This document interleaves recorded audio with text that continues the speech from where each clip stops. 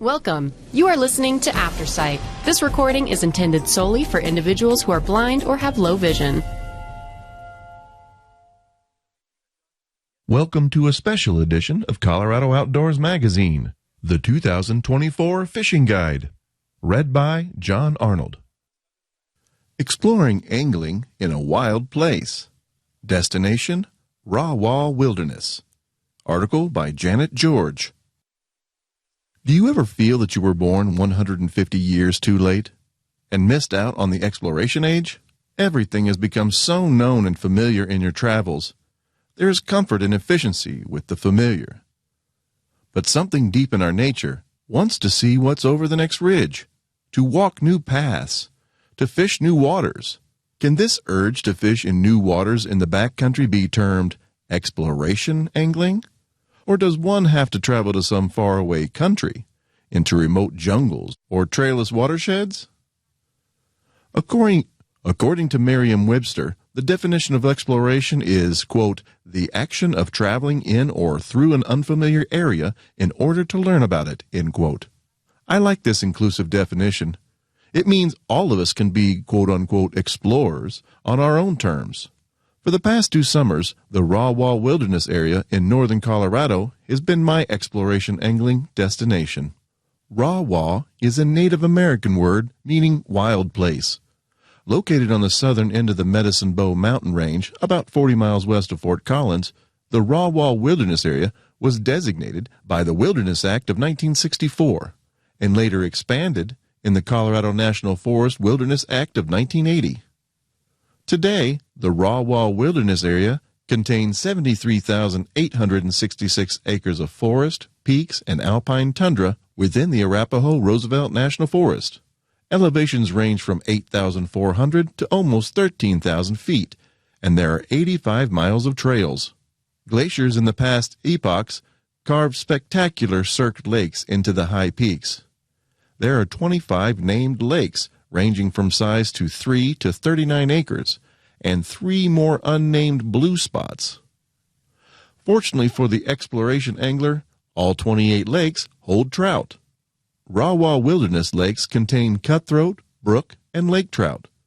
Cutthroat trout are stocked by Colorado Parks and Wildlife airplanes as fingerlings in 15 lakes every other year. Brook trout were stocked long ago, likely with milk cans carried by horses, and are now self-sustaining in 15 lakes.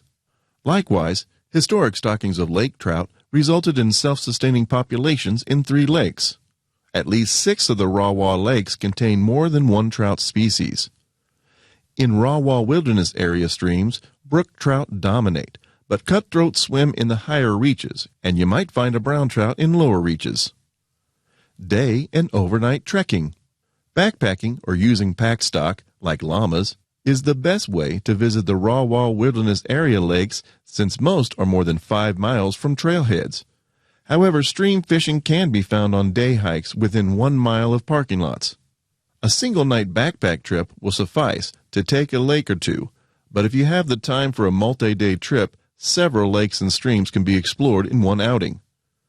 Rather than out-and-back trails typical of other Colorado wilderness areas, the Raw Wall's connected trail system allows for loops and through hikes from one trailhead to another.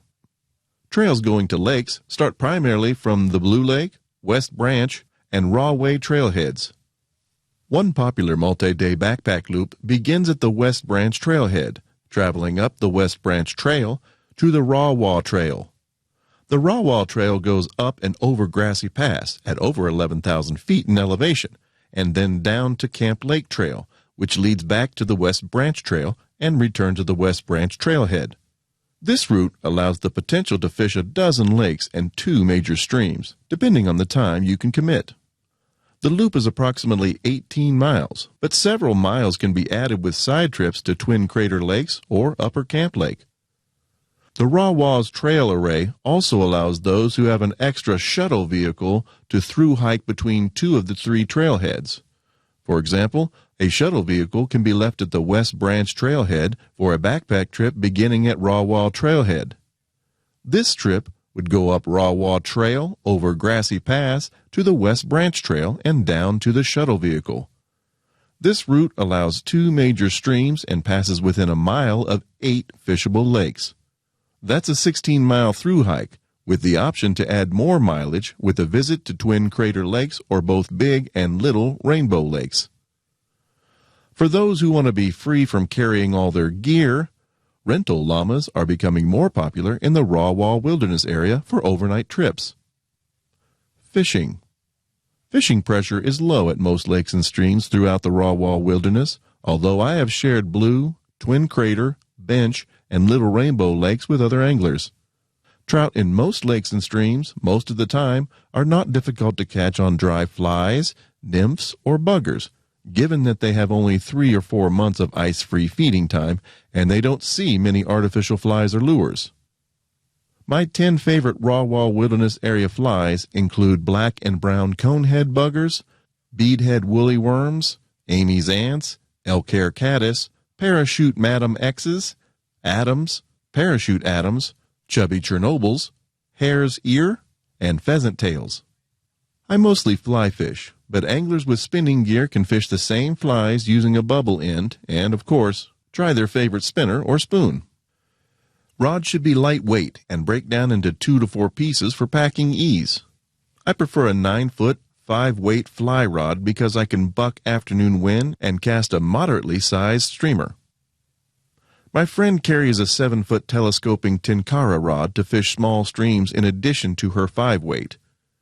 We both prefer weight-forward floating flies on these trips, but also carry a 12-foot sinker leader in case trout are deeper. Know before you go. Wilderness regulations for the Raw Wall prohibits campfires above 10,800 feet and camping within 200 feet of trails, creeks, or lakes. Pets must be on a leash.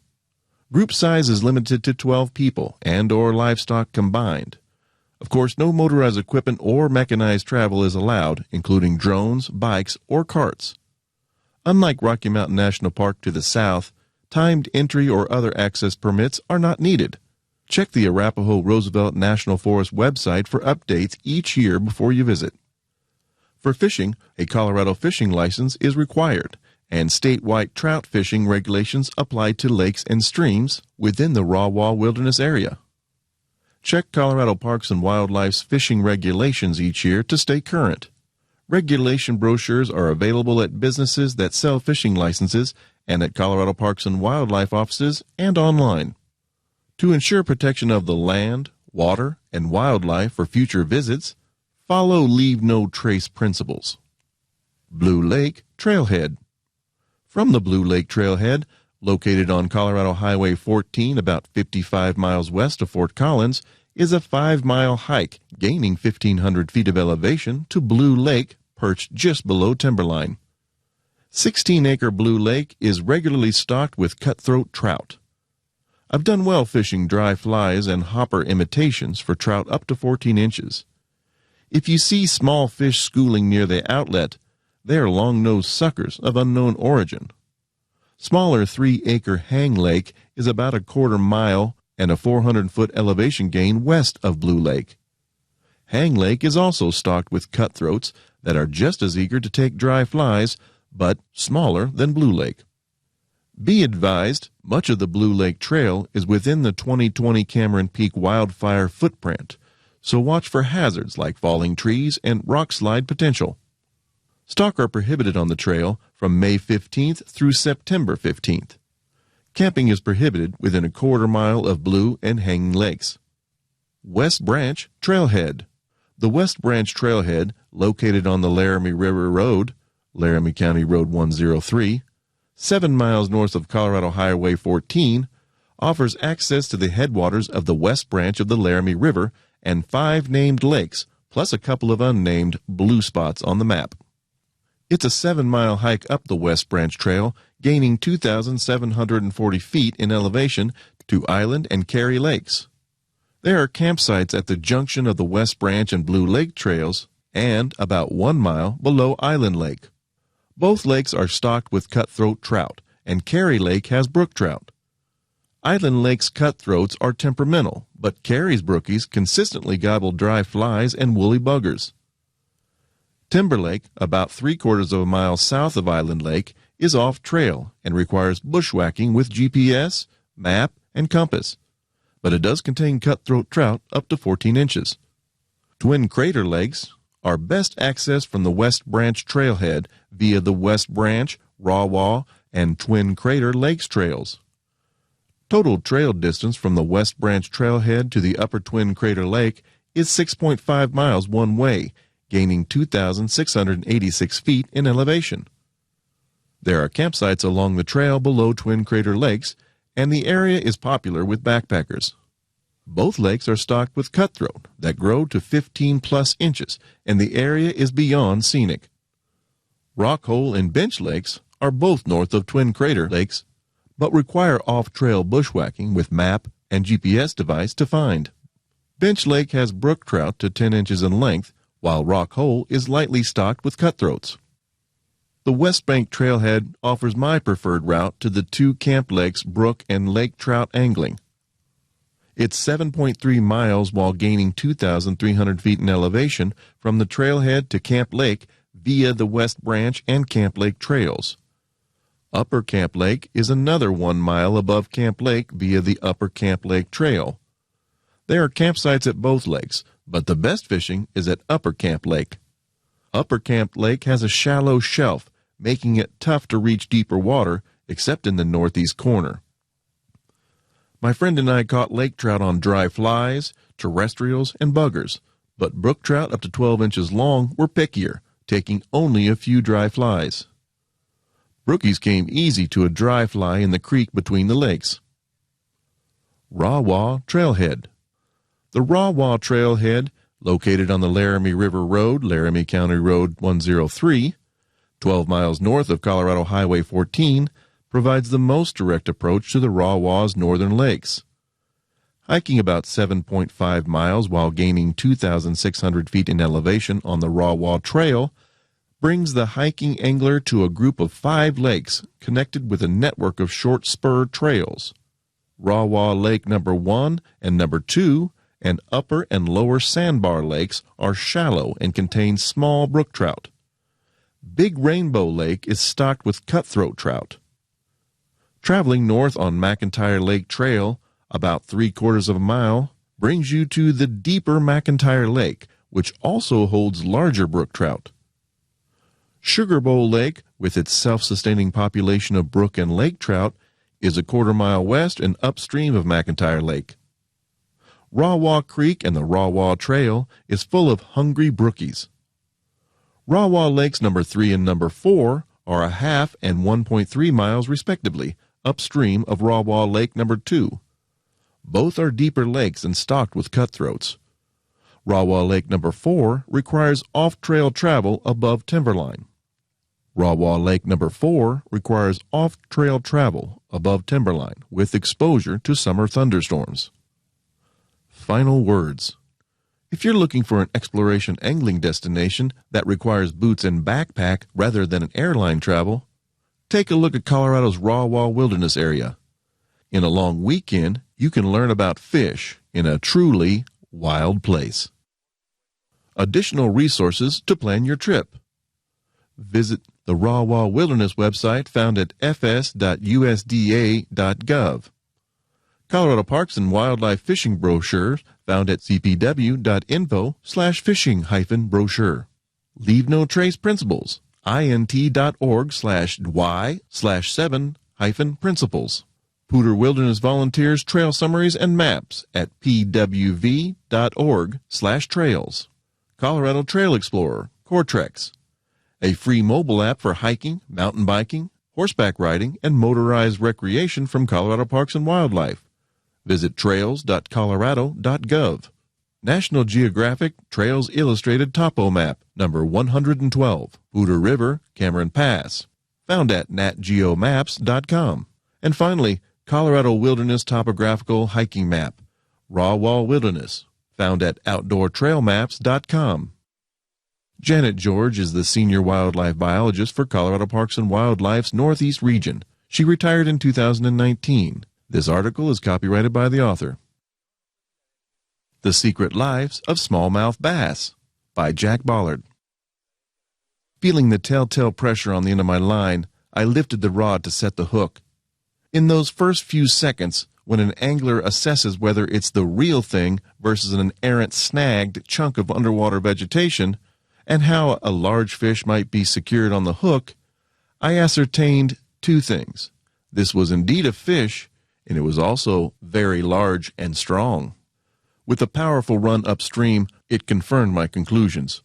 Yards into the surge, it erupted from the surface, its dark black shining in the morning sun, its tail slapping wildly as it cleared the water. On a second leap, it twisted sideways, its pale underbelly arcing upward, then following its bony lower jaw back to the river like a high jumper bending to clear the bar in a track meet. Some minutes later, I finally brought the still struggling specimen to net, my own pulse racing with the exhilaration of the uncertain tussle. I removed the hook, then allowed the fish to recover its own breathing underwater in the net before releasing 4 pounds of flesh and power into the current. Although most Western anglers would assume my adversary was one of the several species of trout, most likely a rainbow given its above-water antics, it was a fish of a different color, even though the river was within eyeshot of the rugged Rocky Mountains. A smallmouth bass yielded this memorable experience, a species widely revered east of the Mississippi, much lesser known to anglers in Colorado and elsewhere in the mountain states. Smallmouth bass are also known by a variety of nicknames: smallies, bronzebacks, brownies, or simply smallmouths. Their shape lands somewhere between the trout and the bluegill, slenderer than the sunfish but less streamlined than the salmonid. Grab a football on either end and stretch it by around 30%, if you're the Hulk, and you'd be looking at the approximate shape of the smallmouth. Their coloration is greenish overall with dark blotches or regular vertical stripes on the body. Most also display a few horizontal bars along the head, which is visually dominated by a glaring red eye. The bass's appearance, however, varies widely in relation to habitat. Smallmouth bass living in rivers with murkier water often develop very dark coloration, dark brownish olive along the back and head that appears nearly black in low light, with less notable splotching on dusky bronze emerald sides, lightening only to whitish hues on the belly. Bass found in lakes with clear water and pale sandy bottoms are typically much lighter in hue, sometimes appearing light green overall, with virtually no stripes or spots on the body. Largemouth bass are the bronzeback's nearest relative in Colorado in terms of behavior and appearance. Distinguishing between the two is important where both are present. Regulations in legal size and numbers in the limit may be different for the two species. Largemouth bass are identified by a distinct horizontal stripe on their sides and tend to have a more overall greenish appearance, versus the greenish bronze of the smallmouth. However, the coloration of the largemouth bass can vary markedly due to the variations in strain and habitat. Additionally, the jaws of the largemouth extend just beyond their eyes when their mouths are shut, while the jaws of the smallmouth bass may reach to their eyes but not beyond. The dorsal fins on the back of smallmouth bass are connected. Those of largemouth bass have a slight break between the forward and rear fins. Smallmouth bass were introduced to Colorado in 1951. Currently, they inhabit numerous lakes and ponds across the state, along with some stream systems. Although the nickname Smallie doesn't conjure up an image of a powerful being, smallmouth bass are widely considered perhaps the most fighting of any freshwater fish in North America. On a middleweight fly or spinning rod, even a foot-long smallmouth can surprise the angler with its acrobatics and tenacity. Fishing for smallmouth bass requires some adjustment in tackle and techniques for the average trout hunter. Bronzebacks can be caught on standard trout tackle, but committed bass anglers generally opt for something with a little more heft. On the fly side, 5- and 6-weight rods are preferred by most Rocky Mountain trout chasers, but confirmed bass addicts often opt for the extra heavy heft of a 7- or 8-weight rod. When it comes to spinning tackle, rods around 7 feet long in the medium power range and fast action are considered ideal. It's not that the bass themselves are impossible to handle on lighter tackle. I've landed several hefty smallmouths in the 4 to 5 pound range with a 5-weight fly rod. but each time the fish was hooked in water on rivers and lakes devoid of heavy vegetation. Bass are usually caught in the vicinity of cover, such as weed beds, lily pads, and submerged rocks or logs. When hooked, they often make a headlong rush toward cover. A stiffer, heavier rod helps the angler turn the fish before it can dive into a line-tangling snarl of aquatic vegetation. Line characteristics are similarly dictated by bass habitat. In open water with minimal vegetation, smallmouth can be capably brought to net with 3x to 4x tippet on fly rods, 6-pound or 8-pound line on spinning tackles. In weedy locations or sections of the lake overgrown with lily pads, step up to a 2x to 0x tippet for fly fishing, 10-pound to 14-pound line on spinning gear. One of the most frustrating aspects of smallmouth fishing is breaking off a big fish that runs into cover. Then it gets wrapped in vegetation. Do yourself a favor and make sure you have enough power in the rod and strength in the line to winch a big bass from cover. With their intensely predatory instincts, bass are notorious for their ability to consume sizable prey. On numerous occasions, I've seen smallmouth bass, smaller than the span of my thumb and index finger, engulf flies and lures nearly half as long as their bodies. Such behavior is built right into the biology of bass. Research in a variety of environments has found that baby smallmouths consume aquatic insects and tiny crustaceans. By the time they reach a mere 3 inches in length, their diet normally switches to crayfish and minnows. Although there are some exceptions to this general rule, choosing a lure for bass is similar to making a selection when fishing for big brown trout, another species that preys heavily upon other fish. A fly or lure that mimics a minnow is always a safe bet for smallmouths. Since they also happily prey upon leeches and crayfish, imitations of those creatures can equally be effective, where they are present in bass haunts. And don't forget those options that really don't represent any aquatic organism at all. Last summer, my son and I fished for smallmouths on either end of a 17-foot canoe. He cast a spinning rod with a jig whose skirt consisted of nothing but olive-colored fibers like those of a rubber band. I looped a similarly hued conehead woolly bugger from my fly rod, also adorned with rubber legs. Both proved to be the best lures of the day in relation to their respective tackle. For the record, if I had to choose one color for smallmouth fishing, it would be olive. Ideally, I like two-toned flies and lures, particularly olive white, followed by brown orange and yellow white. In murky water, black baits are often the best. Having a suitable fly or lure is key to catching bass, but knowing where to fish is more important. If they're in the biting mood, bronzeback will attack most perceived meals that pass within ambush distance of a hungry mouth. Casting your wares parallel to the edges of and above underwater weed beds puts your bait in feeding range of bass haunts. On slow days, utilizing a fly or lure with a weed guard and working it right through sparse to moderately dense vegetation is another good bet. Also, fish against flotillas of lily pads or retrieve lures and flies around underwater structure such as boulders, sunken logs, or dips and rises in the lake bed. On rivers, smallmouths congregate in the areas where the current is subdued by the bank or structure. They're also fond of warmer backwaters when the water temperatures are cooler, and frequently hang out in the streams between slack areas and current. In fact, water temperature is a highly important aspect of smallmouth behavior and angling success. When water temperatures drop below 60 degrees in the fall, bronzebacks frequently migrate to deep pools where they become lethargic and enter a somewhat hibernated state. In rivers, researchers have recorded them moving some more than 60 miles on migration, sometimes traveling over 12 miles per day. In the spring, spawning commences when the water temperature reaches 61 to 65 degrees. The fish become quite aggressive just prior to spawning, a window of angling opportunity that usually occurs in Colorado from mid-April to mid-May, depending on the location. Otherwise, observational studies indicate smallmouths are most active in water temperatures from 68 to 82 degrees, above which they retreat to deeper, cooler water or become sluggish.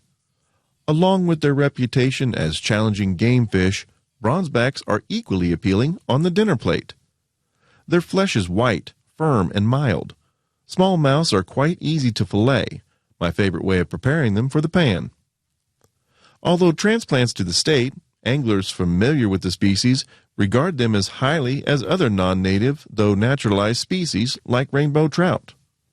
For this fisherman, they're an exceptionally tasty slice of the big, piscivorous pie served to Colorado anglers. Jack Ballard has written hundreds of articles on both spin and fly fishing. See more of his work at jackballard.com. Thank you for joining us for this special edition of Colorado Outdoors, the 2024 Fishing Guide, read by John Arnold. If you enjoyed this program, please register for our free services at www.aftersight.org or by calling 303-786-7777.